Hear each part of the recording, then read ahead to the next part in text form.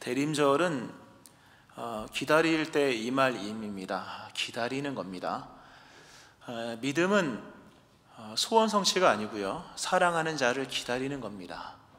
그래서 그분을 기다리는 것이며, 기다리는 것은 준비하면서 기다리는 것이고, 그리고 맞을 준비를 다하여서 그분과의 만남이 신랑과 신부의 만남 같은 그런 만남으로서 만남일 때에만 믿음의 완성, 믿음의 결과를 얻는 것입니다. 예수님께서 이 땅에 오신 그 사건을, 성탄의 사건을 기념하는 절기이면서 동시에 예수님이 다시 오신다고 하시잖아요. 반드시 다시 오시는데, 다시 오시는 그 예수님을 기다리며 살아가는 겁니다. 오늘 오실지 내일 오실지는 아무도 모르지만 오늘 내일은 중요하지 않습니다. 준비만 되어 있다면 오늘이면 어떻고 내일이면 어떻습니까? 그리고 만남이 명확하다면 좀 기다리는 것도 괜찮은 것이죠. 그러니까 믿음은 결국 기다림인 것인데, 우리가 이런 기다림에 관한 부분으로서 믿음을 다시 한번 재정립하고, 그리고 늘 맞을 준비를 하면서 믿음 생활을 다시 새롭게 해나가는 절기가 바로 대림절입니다. 그런 마음으로 사주를 보내고 비로소 성탄절이 될 때 기쁘다, 구주 오셨네, 이렇게 되는 거죠. 기쁘다, 진짜 예수님 오셨네, 이렇게 예배드림이 나가는 것인데요, 이 대림절의 크신 은총이, 기다림의 은혜와 만남의 사건이 여러분들 가운데 임하기를 주의 이름으로 축원합니다. 아멘. 오늘 첫째 주일로서요, 이사야서에 나와 있는 이 대림절에 관한 말씀, 이사야서 정말 멋있는 말씀들, 특히 그리스도 예수의 오심을 위대한 통치와 승리의 역사로서 이렇게 펼치고 있는 그 이사야서의 말씀 중에 한 말씀인데요, 오늘 이 말씀, 모든 육체가 하나님의 영광을 보리라 라는 설교 제목입니다. 모든 육체가 하나님의 영광을 보리라. 이 설교 제목이 말씀하듯이요, 구약성경 전체 가운데 죄를 지은 인간에게 가장 위대한 말씀은, 가장 복이 되는 말씀은 바로 본문에 나와 있는 이 제목의 말씀입니다. 모든 여호와의 영광이 나타나고 모든 육체가 그것을 함께 보리라. 대단한 말씀입니다. 왜 대단한지는 좀 이따 말씀을 드리고요, 죄를 지은 육체가 하나님의 영광을 마주할 수가 없습니다, 원래는. 그런데 오늘 이 말씀은 그것이 되게 할 것이다, 우리의 시점에서는 되었다는 거죠. 여호와 영광이 나타나고 모든 육체가 그것을 함께 보리라. 실로 위대하고 대단한 말씀입니다. 그 말씀 같이 보고자 하는데요, 일단 여호와 영광이라는 단어가 나옵니다. 영광이라는 단어는 참 어려운 용어입니다. 그러나 인간의 입장 속에서 여호와 영광과의 어떤 연관성을 생각해 보면, 하나님께서 인간에게 허락하신 하나님의 영광은 인간의 인간됨을 위해서 선사하신 하나님의 큰 선물로서 인간에게는 본질입니다. 인간이 뭐냐, 여러 얘기를 할 수 있겠습니다만, 인간의 인간됨의 본질은 하나님께서 우리에게 허락하신 하나님의 영광입니다. 물론 영광에 대한 개념은 여러 가지로 설명할 수 있습니다. 보이지 않는 하나님이 보일 수 있는 인간의 세계 속에 자신을 나타내는 그 현현의 사건이 영광이라는 기본적 개념이거든요. 그건 이 세상 속의 세상과 하나님과의 관계고, 우리 개인의 입장 속에서 하나님의 영광은 뭐냐 할 때, 인간의 인간됨을 위하여서 하나님께서 하나님에게만 있는 고유의 것을 인간에게 주었다는 거예요. 이게 인간과 하나님 사이에서 영광에 대한 이해이며, 인간은 그 하나님의 영광으로서 비로소 인간의 인간됨을, 그 본질을 소유하게 되었다는 거죠. 구체적인, 일단 죽음이 없는 영원한 생명을 하나님이 허락하셨습니다. 만들어진 것은 쇠하여지게 되어 있는 거죠. 그렇죠? 만들어진 것은 쇠하여지게 되어 있습니다. 그리고 생명은 만들어지고 자시고의 문제가 아닙니다. 생명은 생명의 주관자로부터 받고 못 받고의 문제이지 만들어지는 개념이 실상은 아닌데, 모든 피조물은 만들어졌죠. 하나님께서 인간에게 허락하신 것이 하나님의 생기입니다. 하나님의 어떤 생명을 부어 넣어주신 거죠. 인간은 만들어졌을 때 죽음이 없는 영원한 생명으로서 만들어졌습니다. 물론 죽을 수 있지만, 선악과를 따먹으면 죽는다 그랬잖아요. 그러니까 죽을 수 있는 존재였지만 죽음이 없는 영원한 생명을 지닌 존재로서 만들어진 겁니다. 근데 선악과를 따먹음으로 죽게 된 거죠. 그러니까 죽을 수 있으나 죽지 않는, 죽음이 없는 영원한 생명으로 부여받았는데, 물론 죽을 수 있는, 이해되시죠? 이 차이를 잘 이해하셔야 되고요. 그렇게 해서 죽음이 없는 영원한 생명으로 원래 만들어졌죠. 그런가 하면 하나님의 형상을 우리에게 허락하셨습니다. 인간에게는 아름다움이 있습니다. 그 아름다움은 뭐 화장하고 이런 개념이 아니라 하나님의 기준에서 하나님의 영광, 하나님의 형상을 우리에게 부여하심으로 여러 의미가 있겠지만요, 하나님 보실 때 진짜로 아름다움이 우리에게 있었다라고 하는 거죠. 그런가 하면 하나님께서 우리에게 허락하신 영광, 인간의 본질의 세 번째 것은 뭐냐 할 때, 인간은 흙으로 만들어졌고요, 땅 위의 존재로서 만들어졌습니다. 처음에 만드실 때 땅 위에 또는 흙 위에서 펼쳐지게 될 하나님의 계획과 기대가 있는 존재로서 만드셨다는 거죠. 그냥 만든 게 아니라 땅 위에서 삶을 사는 인간의 우리에게 하나님께서 하나님의 계획과 기대, 즉 창조 목적을 우리에게 허락하셨다는 거죠.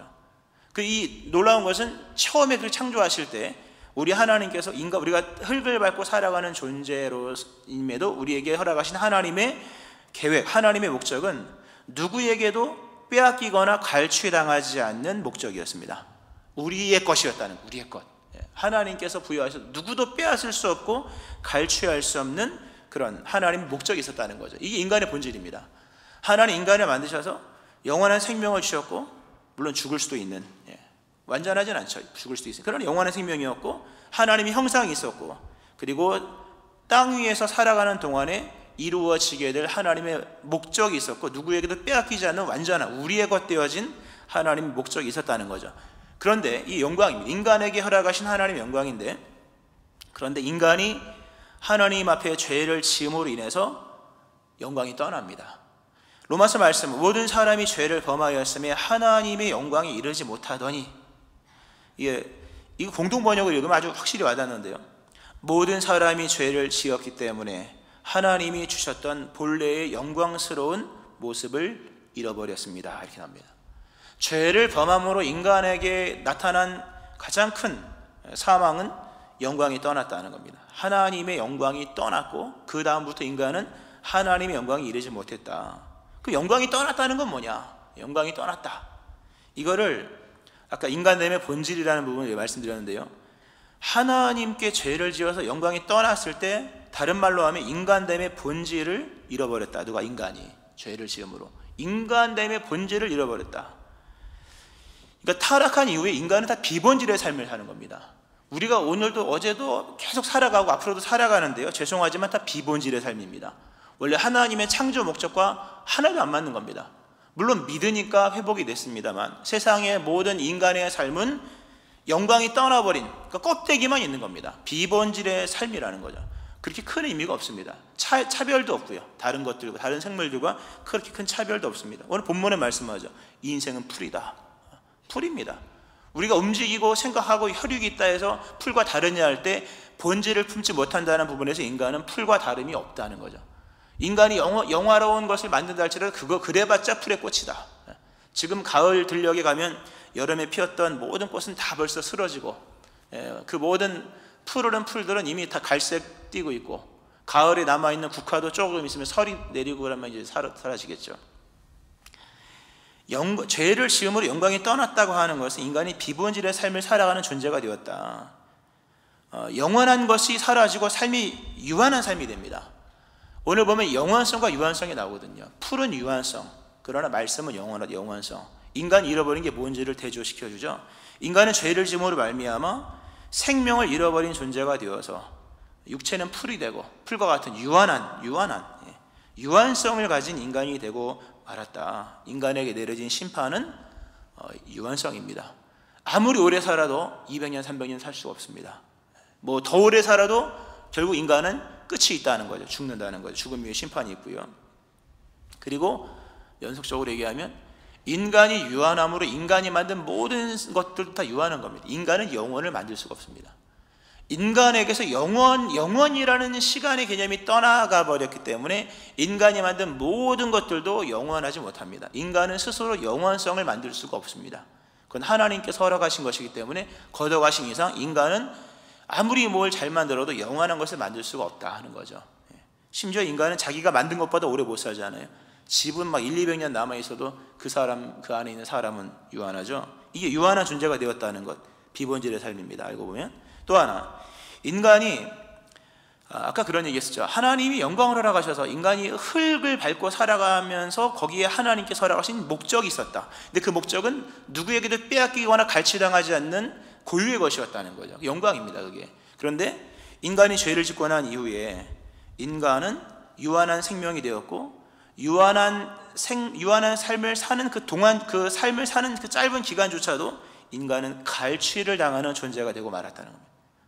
인간은 빼앗기는 존재, 갈취를 당하는 존재가 되었다.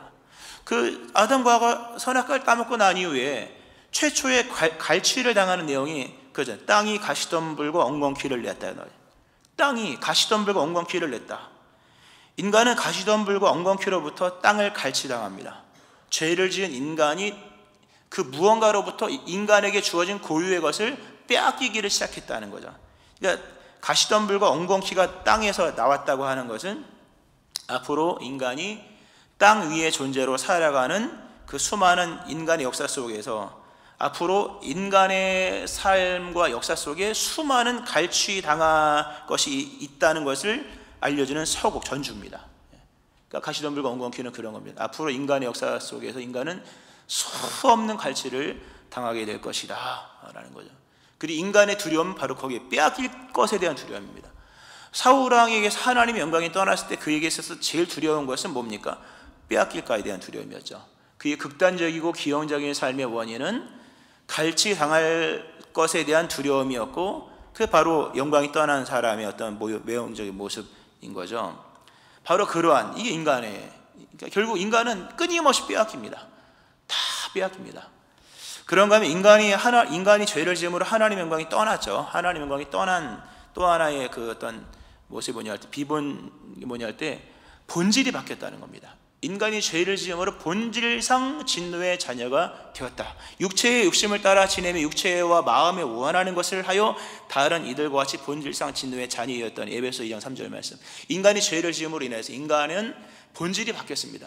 본질이 생명이 아니라 본질이 진노입니다. 인간은 결국 바뀔 수 없는 인생의 결론을 품고 살아가는 존재입니다. 아무리 날고기고 애쓰고 뭘 여러 가지를 한다 할지라도 인간에게 주어진 그 본질상의 결론은 바뀌어지지 않습니다. 바뀌어지지 않는다라고 하는 거죠. 이렇듯 가장 큰 비본질은 인간이 어떤 삶을 통해서라도 하나님의 영광을 담을 수 없게 되었다는 겁니다. 이 비본질입니다. 인간에게서 하나님의 영광이 떠남으로 유한한 존재가 되고 갈취당하는 존재가 되고, 그리고 그 내면의 본질상 진노의 자녀가 되어짐으로 인간은 하나님의 영광을 담을 수 없는 존재가 되고, 그리고 회복 불가능한 상태가 되어서 결국 이게 사망이라고 말하는, 이게 인간의 삶의 실체입니다. 부자든 가난한 사람이든 유무식을 떠나 연령을 떠나 시대를 떠나 세대를 떠나 인간의 본질은 죄를 지음으로 영광이 떠났다 하는 거죠. 원인은 바로 죄에 있습니다. 중요한 것은 그러므로 인간의 회복은 죄의 문제 해결입니다. 그러나 죄의 문제라고 하는 것은 생각보다 어려운 문제입니다. 죄를 짓기는 쉬워도 선악과 따먹는 것은 단 한 번의 일이지만 그 문제를 풀어가는 것은 장구한 시간이 필요했던 것처럼 인간이 죄를 짓는 건 쉽죠. 참 쉬운 일이지만 그러나 죄의 문제를 해결하는 것은 너무나도 어려운 일입니다. 죄의 문제를 해결해야만 인간에게 영원성이 등장하게 되고 인간에게 생명이 오게 되고 목적이 성취가 되고 하나님의 영광을 나타내는 본질의 삶을 살게 됩니다. 거기에 상급이 있는 겁니다. 이것을 우리가 할 수 없는 거죠. 근데 이것을 하나님이 행하셨다는 겁니다. 행하신다는 얘기고, 구약적으로는 우리 시점상으로 행하셨다. 오늘 보면 말씀이 나옵니다. 참 귀한 말씀이죠. 푸른 마르고 꽃은 시드나 우리 하나님의 말씀은 영원히 서리라. 영원이라는 인간이 죄를 지음으로 잃어버린 단어가 말씀과 더불어 등장을 합니다. 대단한 말씀입니다. 인간은 영원을 만들 수가 없습니다. 영원을 소유할 수도 없고요. 근데 말씀이 등장하면서 영원이라는 개념이 등장합니다. 이런 거죠. 인간이 잃어버린 영원성을 다시 얻을 수 있는 비결을 본문에 말씀해 줄 것은 바로 말씀이다. 인간은 하나님의 말씀으로 인하여 다시금 영원한 것을 얻을 수 있다는 겁니다. 실상 그렇습니다. 오늘 보면 이 하나님의 푸른 마르고 꽃은 시드나 우리 하나님의 말씀은 영원히 서리라. 선악을 알게 하는 나무를 과실을 먹으면 죽는다. 그러니까 죽는 거죠.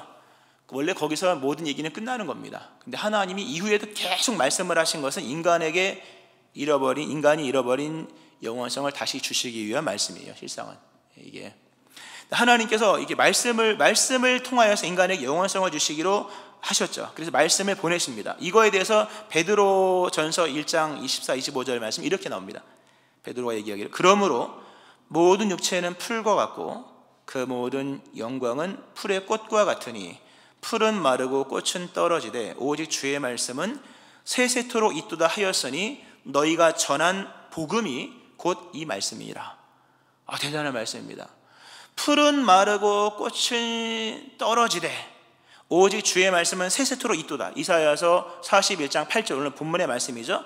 하였으니 너희가 전한 복음이 곧 이 말씀이라. 인간에게 영원함을 다시 가져다 줄 수 있는 말씀은 복음입니다. 이 복음을 믿는 믿음 안에서만 인간은 인간의 본질됨을 찾을 수 있고 인간의 영원성을 찾을 수 있고 하나님께서 허락하신 고유의 영원함을 얻게 되는 것입니다.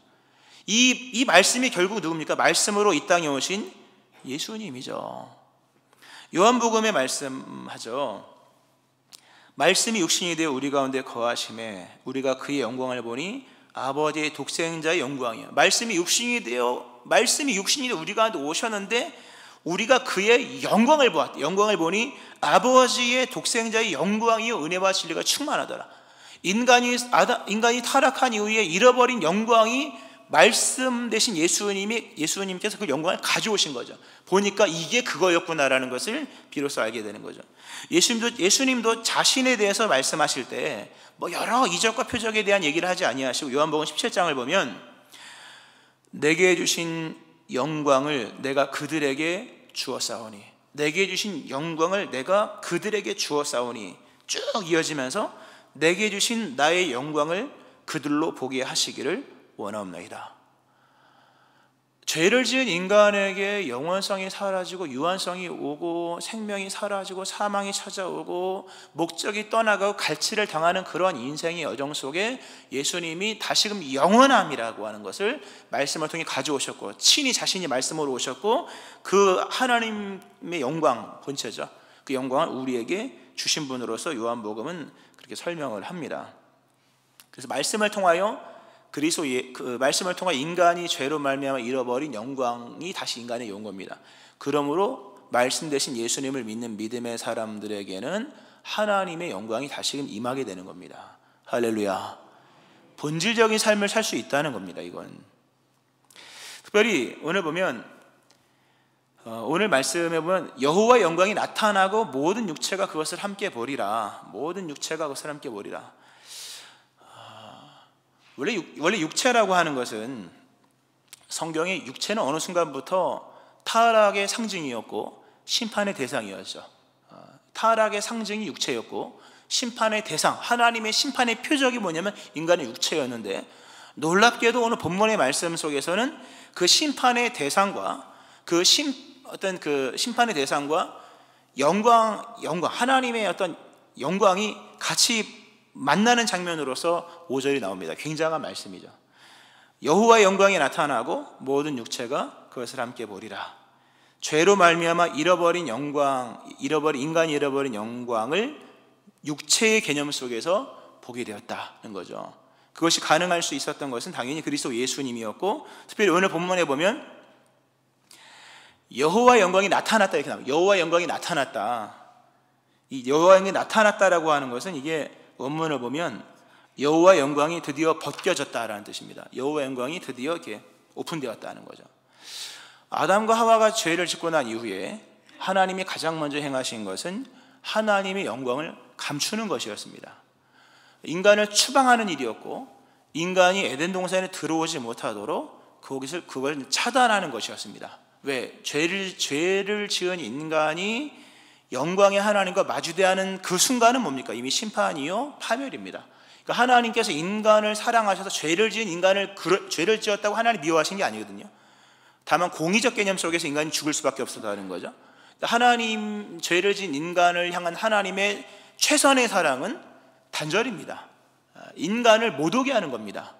그래야지 인간이 그나마 죄를 지은 인간임에도 불구하고 생명을 유지할 수가 있는 거죠. 그 추방을 시킨 것이요, 모독의 화형검으로 맞고 모독이 한 거죠. 그것을 바로 오늘 본문에서는 이게 감춰진 영광의 개념으로 얘기합니다.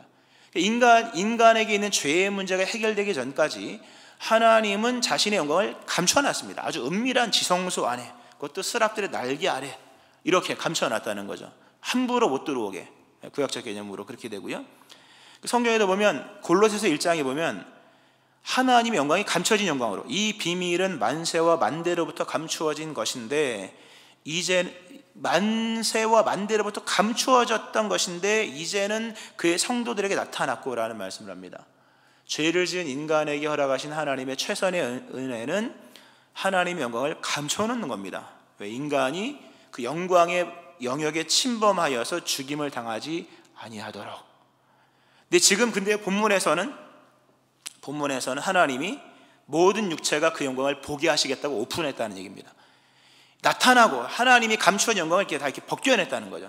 영광을 꽁꽁 싸고 있어 누구도 못 알아보게 하고 못 오게 했던 그 감추어진 영광을 하나님이 스스로 벗기셨다는 거죠. 무슨 사건이 있습니까? 예수 그리스도의 십자가 사건이었었죠.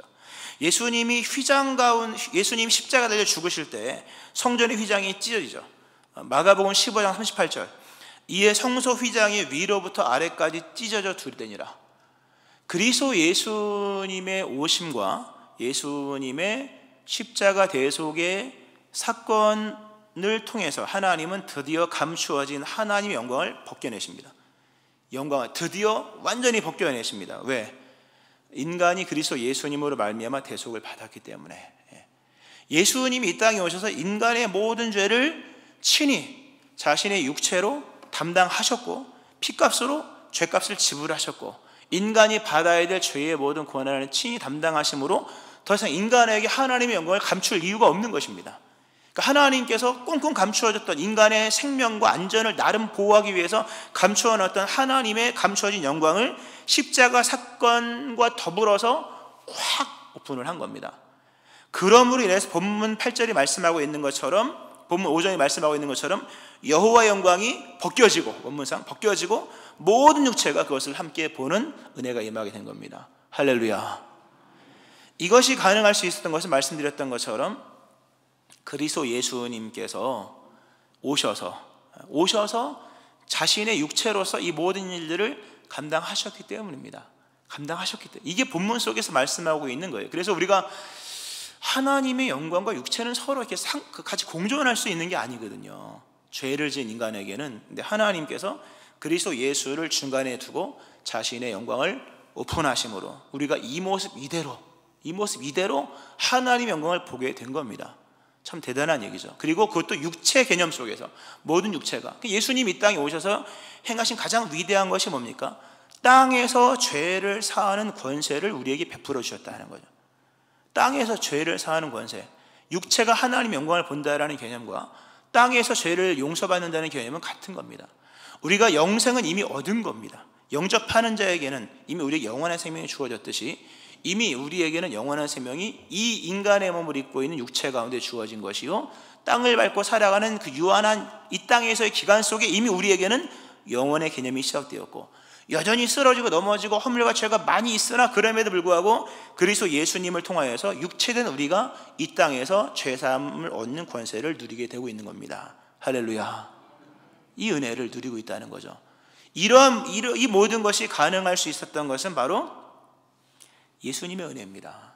그 예수님을 기다렸던 것이고 그 예수님을 지금도 우리는 기념하는 것이고 그 예수님 앞으로 오실 예수님을 기다리며 맞이하며 준비하는 겁니다. 뭘 가지고? 이런 진리를 가지고 단장을 하면서. 얼마나 반가운 분입니까? 말씀을 좀 정리를 하면서요, 오늘 이런 말씀을 오늘 본문은 이제 중요한 걸 앞에다 좀 끌어냈습니다. 굉장히 교리적 설교인데요, 진리의 말씀이죠. 이 말씀을 하면서 오늘 본문의 말씀은 좀 단순하게 시작을 합니다. 너희의 하나님이 이르시되 너희는 위로하라, 내 백성을 위로하라. 너희는 예루살렘의 마음에 닿도록 말하여 그것에게 외치라. 그 노역의 때가 끝났고 그 죄악이 사함을 받았느니라 하면서 위로하라고 말씀합니다. 무슨 말씀인지를 좀 설명을 드리고 말씀 마치는데요, 위로하라. 위로하래요. 위로라고 하는 것은 마음을 상대하는 거죠. 뭐 밥을 사줘라, 뭐 돈을 줘라, 뭐 이런 개념이라기보다는 슬픈 자를 위로하고 마음의 내면의 고통을 좀 이렇게 치료하는 이런 개념인데요. 하나님은 오늘 위로하라 말씀하시는데 예루살렘의 마음이 닿도록 말하라. 마음을 좀 위로해줘라. 오늘 본문이 왜 하나님께서 위로하라고 말씀하시면서 왜 마음을 위로하라고 말씀하셨는가 하면 이스라엘 백성들의 마음고생이 심했기 때문입니다. 잘 들으셔야 정리가 잘 될 겁니다. 이스라엘 백성이 마음고생이 굉장히 심했습니다.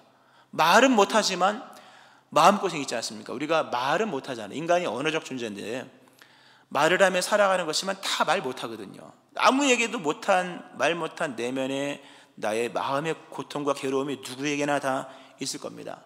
오늘 본문상에서 이스라엘 백성들의 말 못할 고민, 그러나 마음에는 정말 응어리지고 날마다 괴로워서 눈물이 솟구치는 그러한 내면의 괴로움이 있었는데 그것이 바로 바벨론 포로입니다. 이스라엘이 하나님 앞에 범죄하고 났을 때 하나님의 영광이 떠납니다. 선악과 따먹었을 때 영광이 떠났던 사건이 역사 속에서 다시 한번 등장하죠. 인간이 이스라엘 백성들이 하나님 앞에 범죄했을 때 하나님의 영광이 예루살렘을 떠나서 성전은 파괴되고 법궤는 어디 갔는지 알 수도 없고 백성들은 바벨론이라고 하는 가본 적 없는 곳으로 다 끌려갑니다. 거기서 그들이 겪었던 인생의 고난은 실로 가혹했습니다. 잔인한 현장이었습니다. 그 잔인한 역사의 삶의 자리에서 아주 가혹한 대우를 받으면서 거기서 헛된 종살이를 하게 됩니다. 그러면서 그들 내면 속에 여러 가지 괴로움이 있었습니다. 여러 가지. 일단은 이런 거죠. 물론 뭐 죄의 문제가 제일 큽니다만 모든 이스라엘이 국가적으로는 죄를 졌으나 그렇지만 모든 사람이 동일한 죄를 지은 건 아니잖아요, 여러분. 그죠? 국가적으로는 하나님 앞에 심각한 죄를 졌으나 이 사회에서 남아있는 남은 자 같은 사람들, 소위 다니엘 같은 사람들, 에스라 같은 사람들, 이제 다니엘은 끌려간 사람이잖아요. 의인이 있었다는 거죠. 의인이 있었고 하나님을 잘 경외하는 사람들의 내면에는요 괴로운, 굉장히 이해할 수 없는 하나님의 역사들이 있는 겁니다. 충성되고 경건한 신도들, 그들에게도 가혹한 바벨론 포로 현장이 주어진 거죠. 그들 내면 속에서는 하나님의 공의와 성실이 잘 이해가 안 되는 겁니다. 물론 악인들이 많았지만 그렇다고 모두가 아기인들은 아니었거든요. 신실하게 하나님을 섬기는 사람도 있었고 열심히 신명기의 말씀을 따라 신앙의 나름의 길을 갔던 사람이 있었는데 이 바벨론 포로에 끌려가면서 신앙의 보람이 다 사라지고, 그리고 이사야에 보면 이런 말씀이 있습니다. 내가 헛되이 수고하였으며 무익하게 공연히 내 힘을 다하였다. 하나님에 대한 얘기입니다. 내가 헛되이 수고하였고 무익하게 공연히 내 힘을 다해. 내가 하나님을 열심히 다해 충성하고 헌신했는데 헛되이 했구나, 공연히 이걸 했구나, 아무 의미도 없는 이런 사람들이 있었고, 또 기도하는 사람들 중에는 내 길은 여호와께 숨겨졌으며 내 송사는 내 하나님에게서 벗어난다 하느니라. 이사야 40장 그 부분에 나오는 말씀이죠. 열심히 기도했는데 기도는 어디 간 데 없고 내가 하나님께 아뢰던 모든 것들은 다 빗나가는구나 하면서 하나님은 진짜 계시는 것일까? 그리고 하나님은 우리를 향한 축복을, 약속을 잊으셨는가? 그리고 앞으로 하나님에 대한 소망을 가질 수 있는 것인가? 차마 말을 못하는 겁니다. 왜? 하나님 영광이 있으니까. 하나님 영광 가려운 일이 말은 못하지만 괴로운 게 한두 개가 아닙니다. 또 이런 것도 있었죠.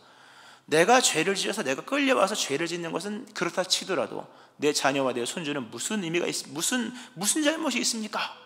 이런 질문, 이런 얘기가 나오잖아요. 아버지가 신포도주를 마셨다고 아들의 이가 쉬어야 됩니까? 이런 얘기 나오잖아요.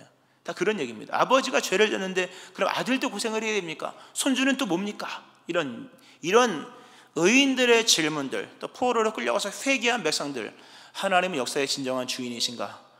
이런 말 못할 내면의 신앙적인 고민을 하는 사람들이 너무나도 많았던 겁니다. 하나님께서 이 말씀을 통해서 위로하라, 그렇게 말 못할 신앙적 고민으로 괴로움을 당하는 사람들의 마음에 와닿도록 좀 친절하게, 좀 다정하게 얘기하라.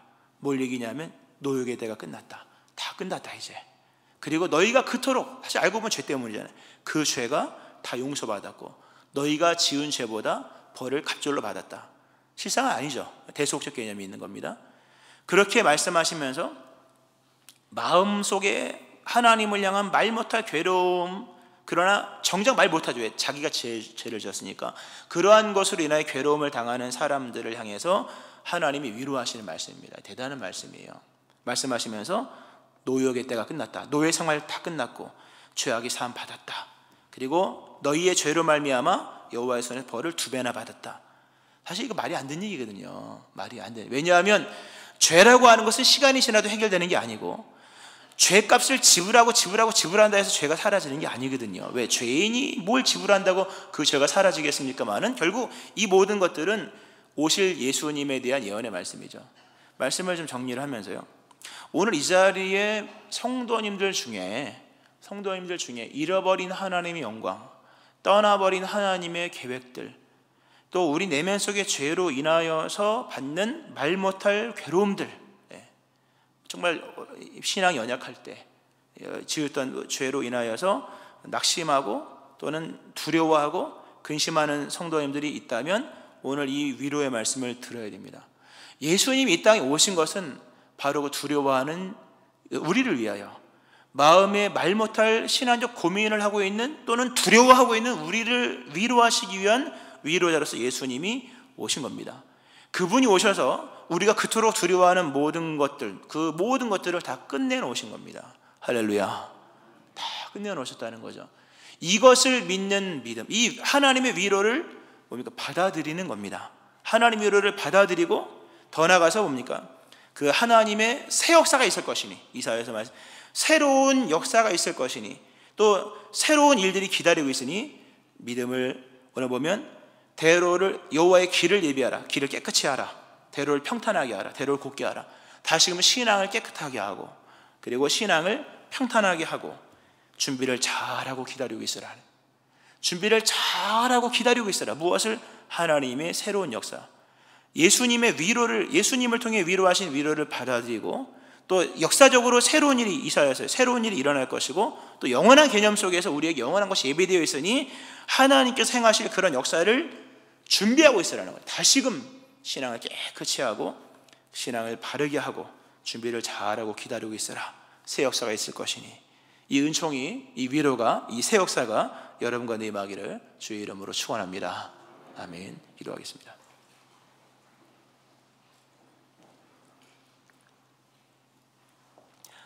하나님 아버지, 모든 사람이 죄를 범하였음에 하나님의 영광에 이르지 못하더니라는 말씀처럼 우리가 하나님의 영광을 잃어버린 그 비본질의 삶을 살다가 결국 유한한 인생을 갈취를 당하며 살고 그렇게 죽어 심판에 이르게 되는 자들이었으나, 그리스도 예수의 그 속량으로 말미암아 값없이 의롭다 하심을 얻은 자가 되었습니다.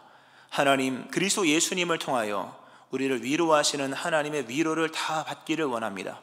성도 안에 있는 내면의 말 못할 괴로움들, 우리의 허물과 죄로 인하여서 누구에게도 얘기할 수 없는 그 우리 내면의 불안함들, 그러나 그리스도 예수님의 대속 그 은혜를 통하여서 우리를 위로하시는 하나님의 위로를 우리가 다 받기를 원하고, 이제는 노역의 때가 끝났고 모든 죄가 다 씻음받았으며 모든 죄값이 다 지불된 것을 믿는 믿음 안에 다시금 주를 향한 새로운 믿음의 결단과 정결한 믿음과 또 주를 기다리는 믿음 속에서 하나님이 행하실 새로운 역사를 기다리며 준비하며 나가는 이 새로움이 있는 우리 모두가 되게 하여 주옵소서. 예수님의 이름으로 기도합니다. 아멘.